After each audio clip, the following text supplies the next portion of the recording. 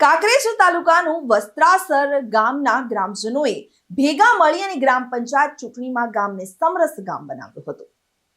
સમરસ ગામના ગ્રામ પંચાયતના સરપંચ પદે લેણીબેન વજાભાઈ પટેલ બિનહરીફ બન્યા હતા. સાથે ઉપસરપંચ પદે મધુબેન પ્રકાશ ઠાકોર બિનહરીફ જાહેર થયા હતા અને તમામ વોર્ડના સભ્યો બિનહરીફ બન્યા હતા. ત્યારે સમરસ ગ્રામ પંચાયતનો વહીવટ તંત્ર દ્વારા ચાર્જ આપવામાં આવ્યો હતો.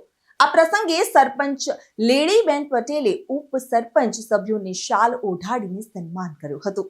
સરપંચ દ્વારા પધારેલા અધિકારીઓ, મહેમાનો અને ગ્રામજનોનું શાલ ઓઢાડીને સન્માન કરવામાં આવ્યું હતું.